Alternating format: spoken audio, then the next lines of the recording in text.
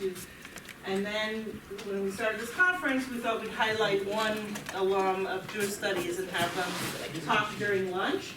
So 2 years ago, we had someone from the Detroit metropolitan area who's now an immigration lawyer there in kind of the new Trump era. We thought one of the concerns was immigration, and she gave a wonderful talk and was one of our alum, both from Madison and Jewish Studies. And then last year, we had someone who's doing the synagogue's archives in the Detroit area that had worked with Kirsch from English and is kind of using her history major and Jewish Studies minor in that way.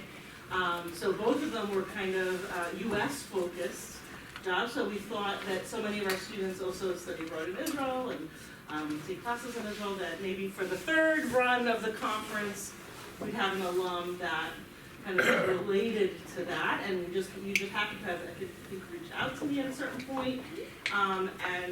Sara Kirsch, I think, what year did you graduate? 6 years ago? 2011. 2011. Yeah. James Madison college student as well, Jewish Studies minor. And we were just talking about a little bit yesterday where I think you said 3 or 4 years in China, 3 years? 3 years in China. And 2 years in South Korea. 1 year in Korea. 1 year in Korea. And almost 2 in Israel now. And now, then she made Aliyah to Israel, intending to stay almost 2 years ago. And she works with entrepreneurship in the Lviv area. And she's going to tell us about that. Helping also people who immigrate there in areas of entrepreneurship. But one of the things I thought would be interesting for our students is she was very eager to help now with our students do internships related to entrepreneurship in Israel. And we've been thinking about that a lot more. One of our affiliates a couple of years ago became affiliated as Neil Kane, that Steve Weiland and I approached as the director of entrepreneurship at MSU. He came to Israel. Now we have a brand new Kirsch endowment for internships in Israel. So we're really kind of looking more, and the new Modern Israel Endowment is going to also allow for scholarships for internships in Israel. Since you were so generous to try to help our students with internships as well, we thought it would be a great opportunity to hear from you. So thank you so much for coming all the way from Israel to talk to us. Thank you for having me, and it's my pleasure to help any MSU student as much as I can. And at the end, I'll give my contact information, and any program or any way that I can help, I'm here to help. So the title of my talk is What It Takes to Be a Powerful Woman in Israeli High Tech. And as Professor Aronoff just said, I graduated 8 years ago in 2011. My major was international relations, and I focused on Middle East peace and conflict resolution, and my minor was in Jewish studies. So just like the introduction said, I've lived abroad for the last 6 years. For 4 of those years, I was a teacher. I taught high school American history, economics, psychology, and debate in Michigan, in South Korea, in China, and I also volunteered to teach in Israel one summer at an ultra-Orthodox school, and most of the students I taught came from Eritrea and Ethiopia, and I also visited different refugee locations to volunteer when I did that. So I lived in China as a teacher for 3 years, and then I decided to undergo the Israeli immigration process, which is called making Aliyah. Aliyah is Hebrew. It means to ascend or to go closer to the land of Jerusalem. There's been a question, I think, since the establishment of the State of Israel, and maybe even prior to that, of this question of who is a Jew. And in order to immigrate to Israel, you have to pass a certain criteria of who is a Jew. So originally, the Law of Return was passed on July 5th, 1950 by Zionist visionary Theodor Herzl. And his definition was the halakhic definition, the ultra-Orthodox definition, that says if you have maternal lineage, then you are a Jew, and therefore you have the legal right to immigrate to the land of Israel. That law was amended in 1970 to make it less strict, so it opened up immigration to Israel based on maternal lineage, paternal lineage, and also to converts to Judaism. It's been interesting for me. I've had absolutely no issues immigrating to Israel, as my entire family is Jewish. Half of my family survived the Holocaust. The other half fled Eastern Europe before World War I. I went to synagogue, I had a bat mitzvah, so by any criteria that the government has established, I have had no issues immigrating. I can't say that that's true for every single person that I meet in Israel. I meet a lot of people that cannot qualify to immigrate there, that have issues with the government to establish that they're Jewish, and that's been something that's interesting for me to witness firsthand. Besides that, something that I've learned since I've lived in Israel, if you qualify to immigrate to Israel, it doesn't necessarily mean that you have other rights. There's a part of the Israeli government called the Rabbanut, and they control issues in relation to Jewish affairs, including marriage. So there's a lot of examples, including someone like me. I have all of the rights. I have the right to immigrate and live and work in Israel. I have the right to get married, but I often meet Israelis and other immigrants that actually do not have that right because they don't meet the criteria that's been established by the Rabbanut. So that was something that I've learned since I've moved to Israel, and I meet a lot of couples that go abroad to get married because they don't meet the definition that the Rabbanut has established. So for the beginning of my talk, I'm going to educate about Israel and the Israeli high-tech industry. I'm going to talk about my work, and at the end, I'm glad to answer any questions, including about the immigration process, the different communities that I've witnessed there, about my journey to Israel, and everything that I've seen just living there firsthand.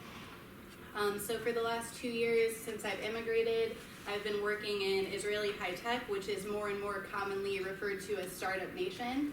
My full-time job, I'm a digital copywriter, and at the end I'm going to talk a little bit about my work.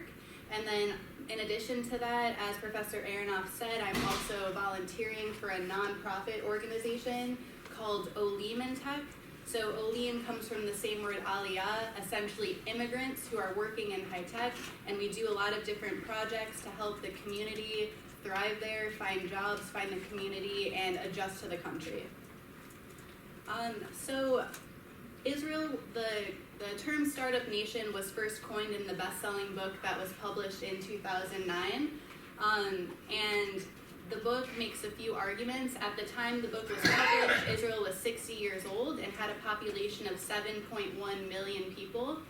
The book discusses how Israel is such a small country and was established with no natural resources, surrounded by potential enemies, yet has developed a thriving high-tech community. And the book looks at why that's true and what makes the startup community and the high-tech industry in Israel unique and what causes it to thrive over time. So the most recent statistics from 2018 suggest that there's over 250 companies in Israel listed on the NASDAQ in the last 40 years, and I think that that's unprecedented compared to other countries in the world. The book Startup Nation also makes the argument and questions how Israel, such a small country that's always been surrounded by potential threats, is able to do this. And for me, it's extremely interesting, and also given the geographic size of the country, how there's so many startups listed on the NASDAQ, I think is simply amazing. In addition to that, the high-tech community is incredibly interesting to work and to live in. There's a very young, intelligent working population. Then I think this demographic is very interesting. 29% of the population is between the ages of 18 and 35. And it's a very interesting place to network. Whenever I meet someone, they're working for an amazing high-tech company that does something technologically advanced and absolutely amazing. And it's just interesting for me to experience all of these different people from around the world that have really interesting jobs doing something technological that I've never heard of before. So here's a more recent infographic to kind of display the high-tech industry in Israel, and I just think it's very interesting to point out. So you can drive from the north of Israel to the south of Israel in about 6 hours. It's a small country, yet there's over 6,000 small local startups. In addition to that, there's over 300 plus multinational R&D centers in Israel. Microsoft has an R&D center in Israel. Facebook has an R&D center in Israel. Another huge high-tech company called Lemonade. And that is amazing. If you look at that number compared to the population, there's now 8.5 million people living in Israel. That's quite interesting. There's 9 really great public universities. One that was mentioned that's very notable is the Technion in the north the northern city of Haifa. It's regarded as one of the best schools to study programming and data science and anything related to technology. And I attribute the education from the universities in addition to training in the Israeli Defense Forces as part of the reason that the high-tech industry is growing and thriving. In addition to that, this is also mentioned in the book Startup Nation. Israel has the most venture capitalists per capita compared to any other country in the world, which I think also probably explains these statistics. There's over 6,000 startups, 300 plus multinational centers, and a lot of venture capitalists willing to fund different startups. So Israel has the highest density of startups per capita in the world. There is one startup for every 1,400 people living in Israel. Israel has more companies listed on the NASDAQ compared to any other country besides the United States and China. In terms of talking about high tech as an ecosystem and a city, Tel Aviv ranks number 6. I live in a suburb of Tel Aviv. I would describe Tel Aviv as a liberal bubble that's surrounded by innovation and technology and young people working in high tech. And it's an absolutely interesting and amazing place to live, and it's amazing to be surrounded by people that are also working in the industry. So now I'm going to kind of explain how did this come to be, this small country that's existed for 70 years with the population that it has. How did the high-tech industry start? Why did it continue to thrive? And why will it continue to thrive? And I'm also going to talk about some challenges that are facing the industry and also the Israeli economy. So the first thing that I want to mention is why does the high-tech industry exist? To go back historically, Israel's a country that had no natural resources, and technological solutions had to be found in order to make the country livable for its people. So Israel historically is in the Middle East. It has a desert climate, and one challenge that needed to be overcome was to get water and plants so people could live and eat there. So going back historically, advanced water desalination techniques were created in order to allow the country to grow its own crops and plants and allow access to water. So that's kind of how it started, and as time's gone on, the government has supported many different initiatives to help the high-tech industry thrive, and there's also a lot of nonprofit organizations that exist to continue to help the high-tech industry thrive. One challenge that I want to mention, so kind of from my statistics, you see that there's a whole bunch of startups. There's thousands of local startups and multinational centers. However, only 8% of the Israeli population is currently qualified to work in startups. So there's thousands of positions that are unfilled in every single industry and in every single sector. So the government and nonprofit organizations have different initiatives to try to help qualify people that maybe are currently unqualified to work in high tech to do so. And then there's a number of nonprofit organizations as well that have different programs to help people study to become qualified to fill these positions. There's thousands of unfilled positions, and because of that, it's inhibiting the growth of the high-tech community. So the government and nonprofit organizations and other organizations around the world are working on qualifying more people to work in high-tech and also drawing talent from abroad to come and work in Israel to fill the unfilled positions. Secondly, what else is behind Israel's global tech ecosystem? Technology from the IDF, the Israeli Defense Forces. This argument is also made in the book Startup Nation. Right after Israelis go to high school, most of them participate in mandatory military service with the IDF. And in the IDF, they get job training. So I've met people and I work with people that were trained, for example, to be a programmer in the IDF. Then after that, they study at a university, for example, the Technion in Haifa, where they get a degree in programming, and then they enter the workforce as a programmer. So in the IDF, they get job training and also are surrounded by technology and innovation, and I think that that helps explain the ecosystem and also the people that work there. The third point I want to make And this is also made in the book Startup Nation, and I can also say this from my experience as I am an immigrant to Israel. Israel gives opportunity for people that are immigrants to become entrepreneurs. It's a country of immigrants, and there's a lot of opportunities to work, and there's also a lot of venture capitalists that will fund different startups. In the book Startup Nation, it's mentioned that immigrants are more likely to go after their goals and to take more risks, and if they want to start a business, Israel is a place that they can start a business and get a job that maybe they couldn't in their home country.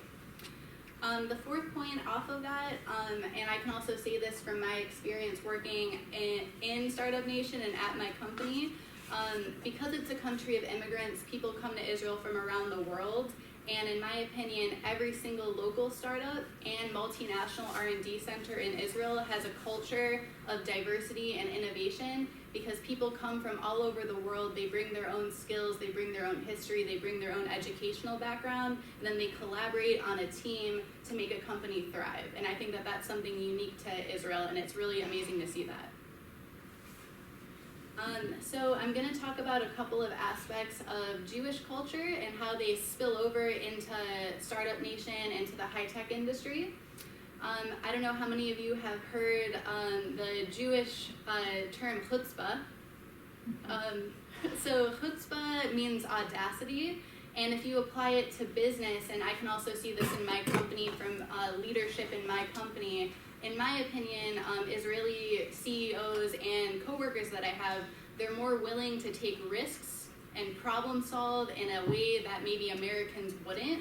And I think that that aspect of Jewish culture is part of the reason that so many startups are successful. They have unique ways of problem solving, and it's very interesting to see that.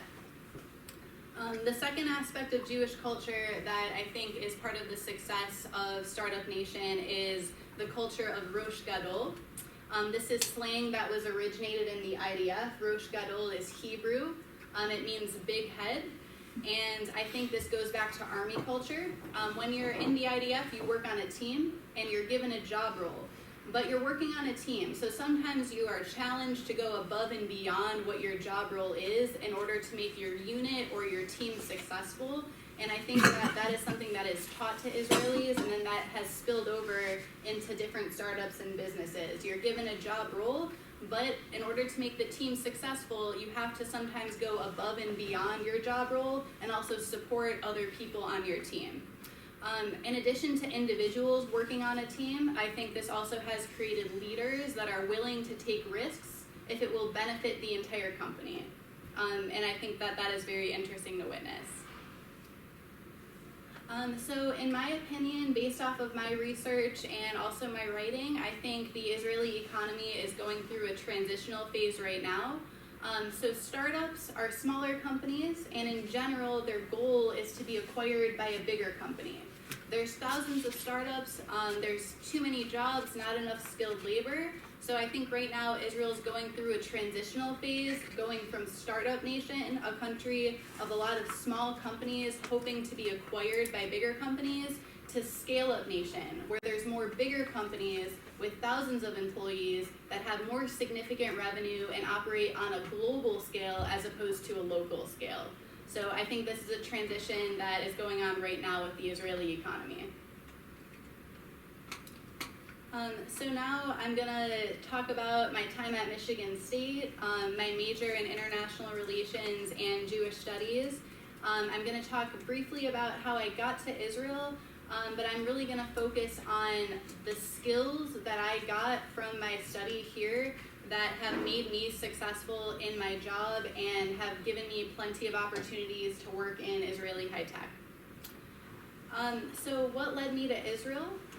So my family is Jewish, and I do come from a strong Jewish culture. I went to synagogue in West Bloomfield, Michigan. I went to Tamarack camps, and then after that, when I came to Michigan State, I started to take courses in James Madison about Middle East peace and conflict resolution, and I continued my academic interest in Jewish studies. There was a few different courses and a few different professors that have certainly impacted me for the rest of my life, unquestionably. One of those courses was taught by Professor Yael Aronoff. I was inspired not only by the content of her course, but also by her teaching methodology and her mentorship. Professor Aronoff, I think you're one of the best teachers that I've ever had. I didn't know she was really. That was her pay for her flight, right?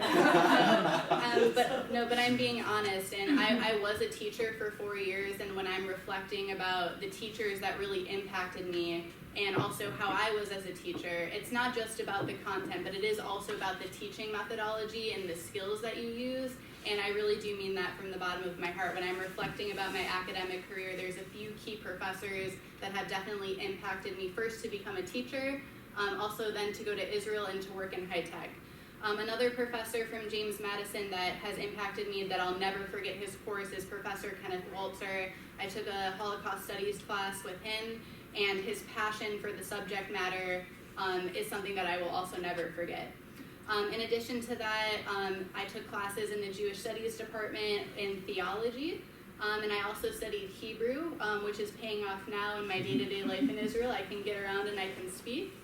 And then also I was on the debate team at Michigan State University, and the topic that I debated was Middle East security guarantees, where I did research and I learned a lot about the region.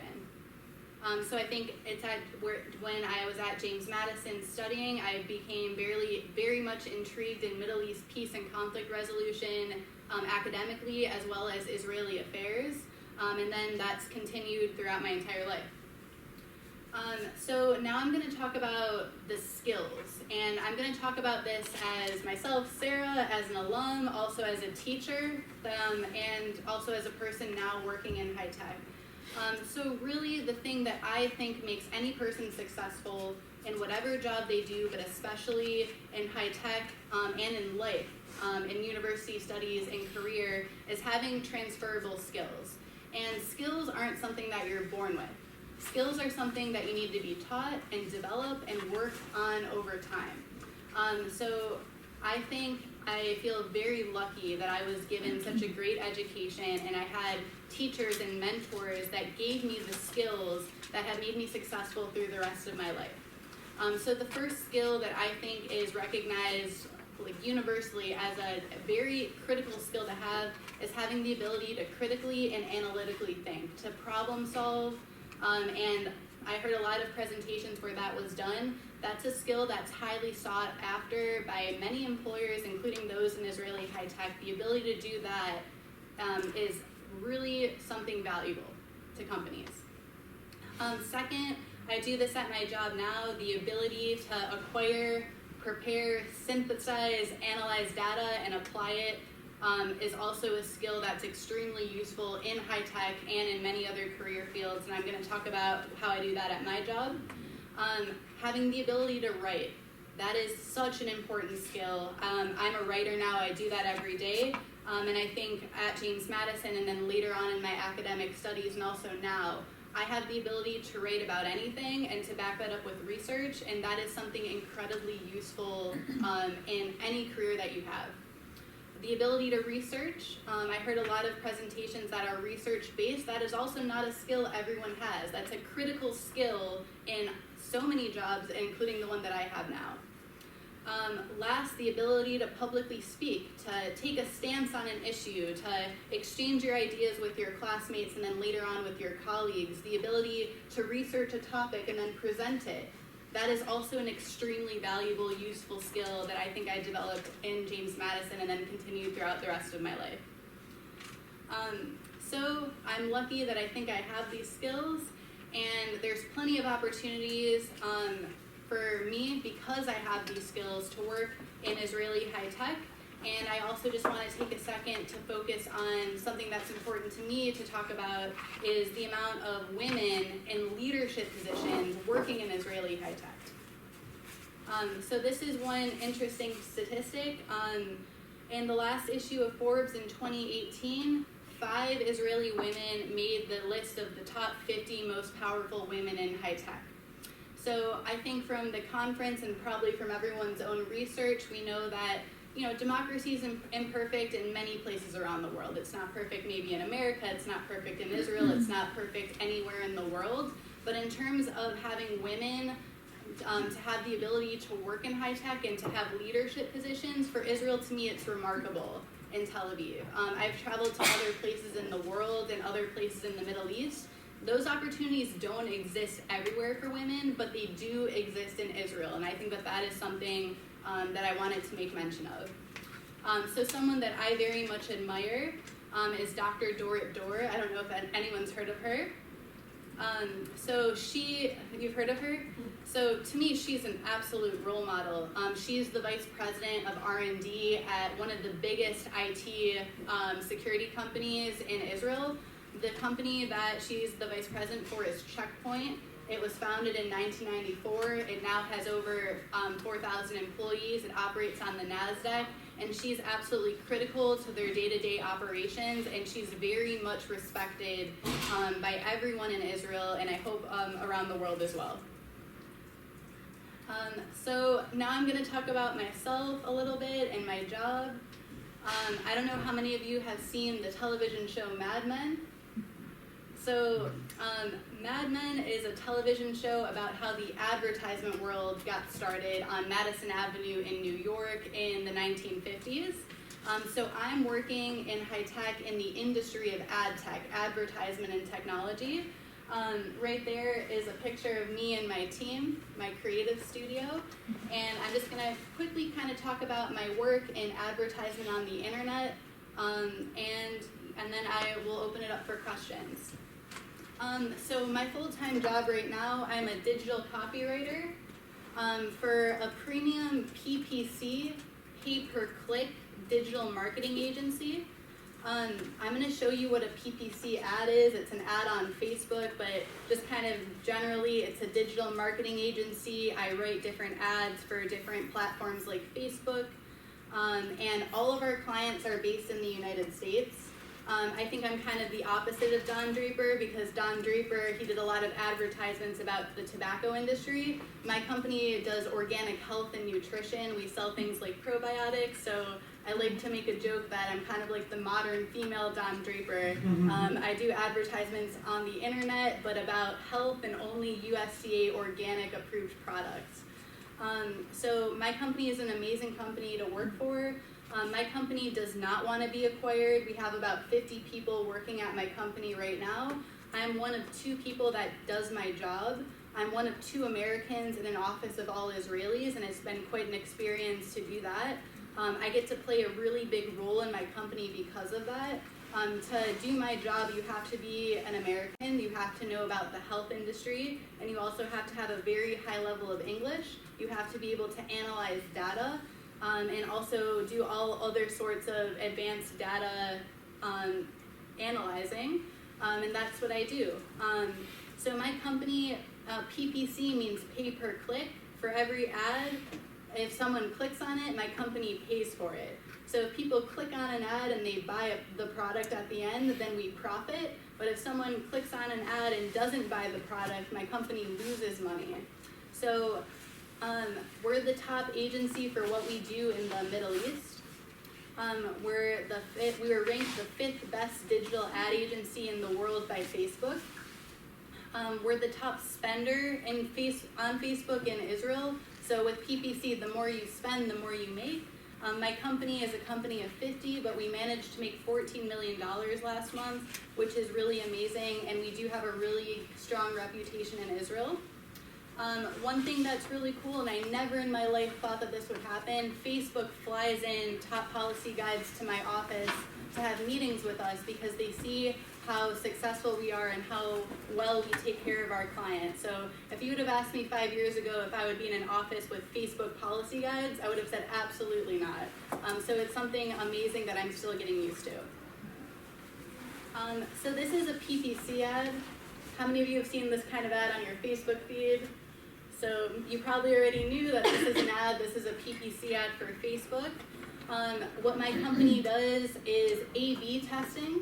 So I write the text for all of this. I write the headline, I write the description, I write the image text, I do the creative image design. Sometimes I write scripts for our clients, and I also write the post text. I come up with creative concepts for these ads, and what we do is A/B testing. That means we take a part of the ad and we change it, and we test it and we analyze if it results in more sales or not.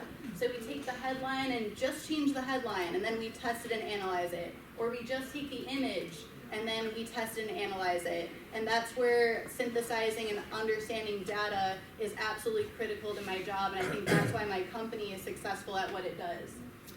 So we test these ads.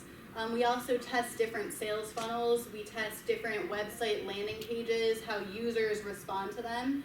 So one thing that was interesting, we tested a website that was just normal, and then we tested how users reacted to just adding the text Black Friday sale at the top. It led to 80% more sales. There was nothing else different about the website, only Black Friday sale was added to the top of it, and that was so interesting to see. So in my office, we have in-house analysts that can analyze that, but we also hire companies that we outsource the information to, and they give us very detailed reports about how users respond to everything, how users respond to text, to videos, to food and advertisements. If it's a doctor, if there's a diploma behind them, we can see how different people in different parts of the world respond differently to that. And to me, it's incredibly interesting to be a part of that world. So 80% of the work that we do is on Facebook, but I also write ads for other platforms. I don't know if you know Taboola. I'm sure everyone knows Google Ads. So I'm writing the text for those Google Ads, and then I also do script writing for YouTube and Instagram, and also for Facebook. So it's a digital marketing agency, and again, all of our clients are United States clients. Mostly health, but we've just taken on another client. I don't know if anyone's heard of Robert Kiyosaki. He's the best-selling author of Rich Dad, Poor Dad. Paradigm Press is a really big American publishing agency, so we just took them on as a client. I don't know if anyone knows Dr. Stephen Gundry. Maybe not. He was on Dr. Oz recently. He's one of our clients. He's the author of the best-selling book, The Plant Paradox. He has 6 different supplements, and we represent him in all of his supplements. And then we also represent big umbrella companies like Golden Hippo. So all of our clients are in the United States, mostly health clients, but a couple of other clients as well, like Paradigm Press. So here's just 2 examples of some of my work that I did for Dr. Stephen Gundry. Dr. Stephen Gundry is all about the balance of your gut bacteria, and he has 6 different supplements, and his argument is if you have a strong gut, that's key to your overall health. So I did one concept for him about gluten, and the argument is gluten-free foods aren't really that healthy. Only 1% of America has actually tested positive for celiac, yet 33% of Americans are buying gluten-free products. Is that really the core of your health issues? So the point of that was to draw in people interested in health, and then we educate, and then we sell. So we educated about his argument, which is leaky gut syndrome, and not having a good balance of your gut bacteria is really the root cause of most Americans' health issues, and eating gluten-free foods doesn't really help. You need to change your diet in a different way, and also perhaps take one of his supplements. Right? So it works, and it is interesting, and one thing that I like about my company is that, you know, it is health, and I'm passionate about health and nutrition, but also the kind of marketing we do, we educate for half of the sales funnel, and then we sell. So I know that there's a lot of different marketing agencies, and you see a lot of stuff on Facebook, maybe trying to sell you products that aren't quite that legitimate. But in my opinion, I think this is the best kind of marketing to do. You're educated for half of the sales funnel, you learn about the issue that's backed by science, and then the other half, you're sold a product that is USDA approved and organic. So this is another one that I did. I did the post text, I helped write the script for it, and I did the image text for this. And basically I was educating about how your gut bacteria, if it's good, it gives you more mental clarity. And I think that that was something interesting as well, that that helps to educate about that relationship, and also helps make Dr. Stephen Gundry's point that all of your health comes back to your gut bacteria. So this gluten ad has been my most successful one so far.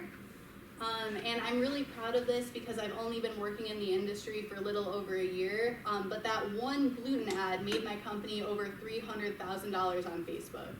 And I'm impressed with myself. I'm not gonna say it came out of nowhere because it didn't. I had to come into my job and learn. I came with not that much experience. I had a really great mentor that taught me. And then again, going back to transferable skills, being able to analyze data, being able to write, being a really hard worker, being willing to learn has led to my success. So again, 5 years ago, I would have never said, hey, I would write an ad on Facebook that would make my company over $300,000, but I worked really hard and I had the transferable skills, and that's how I found success doing it. So I don't think we have time. I wanted to show my whole gluten ads because I'm proud of it. I wrote the script for it. The doctor recorded it and it did so well, but it's okay. So I think that'll be the end. And so just to go back to kind of the beginning of what I was talking about, I've been in Israel for nearly 2 years now. I did Tagleed, I did a volunteer teaching program. I know of a lot of internship opportunities and opportunities for everything. In Israel, like there's a program called Adopt the Safta where you can volunteer to spend time with someone that survived the Holocaust. I know of all sorts of programs. And if there's any way that I can help anyone from Michigan State or any student that's interested to come to Israel to be a part of the community there, to do a program that has something to do with what you want to do, if you want to do a boot camp and become a programmer, if you want to come to Israel to be a teacher, if you want to do something with Holocaust studies, I'm available to be contacted through my email, also through my Facebook, and then I wrote my phone number here. Anyone can also contact Professor Aronoff. Really, I mean it. If there's any way that I can help any student achieve their goal of coming to Israel, working in high tech, or they just want my advice or opinion, I'm here for that. So that's the end of my presentation, and I just want to say thank you to the faculty for having me here. It's been an honor to come here, and also thank you for the education that I received that has led to my success.